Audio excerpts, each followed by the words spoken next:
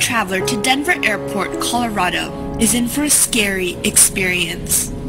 This airport has been the subject of many questions due to the unexplainable symbols, images, and stories that have surfaced. Denver Airport was built in 1995 on a span of 53 square miles. Even though Denver already had a functioning airport, a new one was decidedly built. This new airport had less runways and absolutely no new technological advancement. The only thing that this new airport has that the old one didn't is a strangely large amount of space. When looking at an aerial shot of the new airport, the layout has shocked many.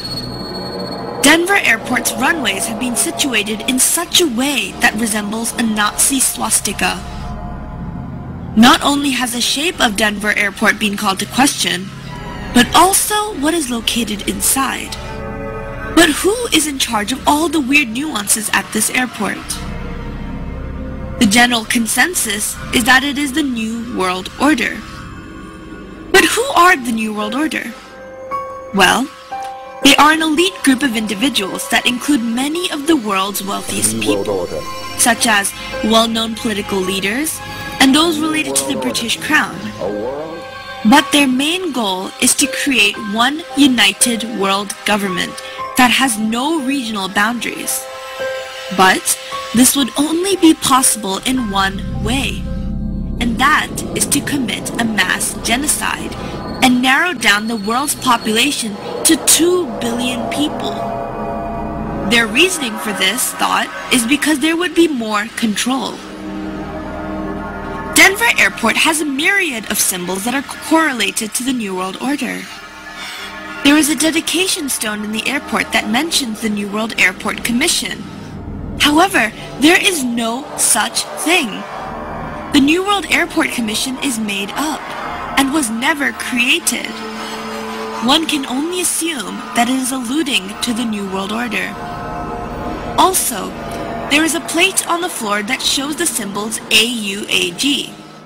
Some may say that this is related to gold and silver.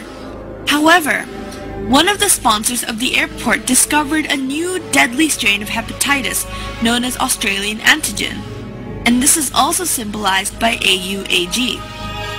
What is scary is that this symbol is located right in front of a mural on a wall that is about genocide. But let's talk more about the murals in Denver Airport.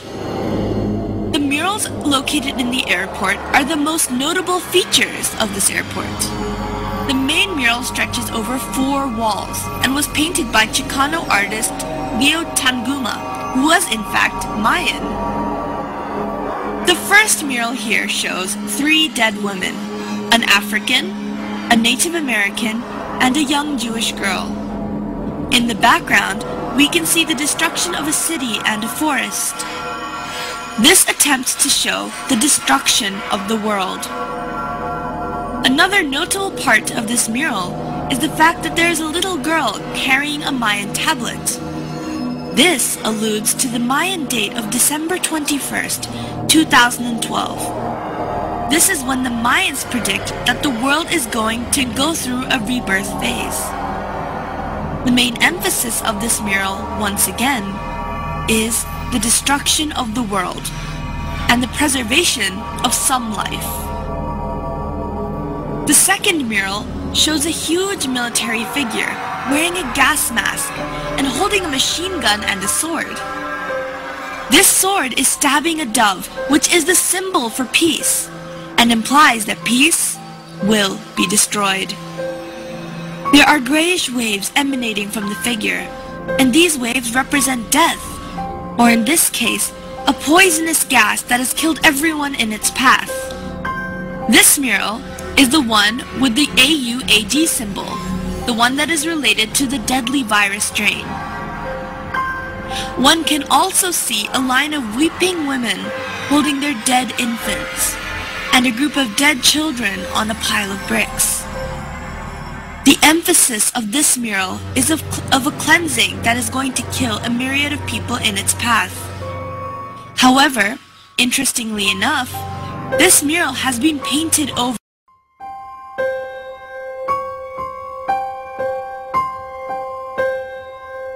The third mural shows all of the children of the world taking their weapons from each country and giving them to a German boy, who is then molding them into something else.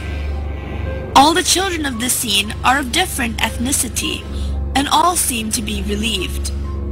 The gas mask man in the previous mural is seen dead, and there are 2 doves perched on his body.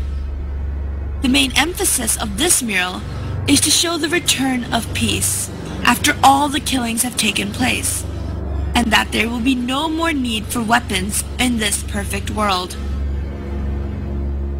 The final mural has a Jesus-like figure in the middle, who is holding a plant which symbolizes rebirth. All of the people are running towards this man with happy expressions. Animals are freely roaming, and everything seems to be in perfect harmony. This final mural alludes to a new Garden of Eden, where the world is perfect size, and everything could work together in peace after the genocide that has taken place. All in all, these murals, when put together, represent the formation of a new world filled with fewer people, and this is also the goal of the New World Order, which has been seen represented throughout various parts of the airport. The symbology of the airport can still be debated, but one thing that cannot be questioned is the fact that there has been a lot of mysterious construction work underneath Denver Airport. When first constructing the airport, there were originally 5 buildings, but out of the blue, the builders were ordered to bury the buildings underground because they were supposedly built wrong. Normally, a building that is built wrong would be demolished, but in this case it was not. This allowed for an underground base to be created, but there are still workers who are sent to work in these underground bases periodically. But when they are questioned about the nature of their work, they all refuse to comment. These underground bases have been going under more construction and now have underground tunnels that connect all the buildings together. According to a contractor, these tunnels have a strange sprinkler system that was added onto the roofs of the tunnel. But this sprinkler system has no valid use, as these tunnels are concrete and underground. If relating these sprinkler systems back to the sign of AUAG in front of the mural regarding genocide, then one must begin to wonder what the use of a sprinkler in a concrete tunnel 150 feet below the ground would be. These underground bases appear to be holding rooms due to the sheer mass and size, and some say that they even allude to concentration camps. This is because 1. These holding rooms have no purpose, and when the airport authorities were questioned, they say that they are merely being used for storage. And 2, all the barbed wire fences face the inside of the airport rather than facing the outside, which is what they usually do.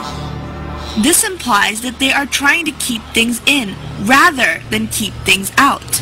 And 3, the sprinkler systems have no use, but they may be related to the deadly virus Australian antigen and the pursuits of the New World Order. People have attempted to argue that the underground bases are being used for storage, but one fact must be questioned, and that is, why is the underground base 88.5 square miles long? And why were the 5 buildings mysteriously buried? No airport has or needs that much storage room. So what is this space really being used for? Whenever the authorities are questioned, they are not allowed to answer. We are not the only ones who seem to be fascinated with this airport.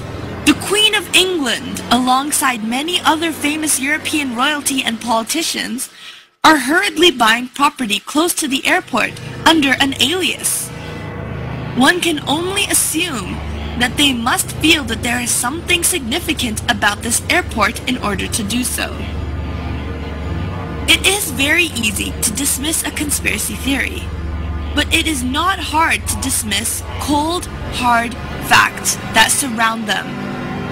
The odd happenings in this airport have been called to questions, but all the questions have been dismissed and have not been answered. Is the New World Order really going to attempt to take over? And if they are, does that mean that our own government is involved? Research nowadays can only do so much. Now, only time will tell. This is Zara Malik, News and Views.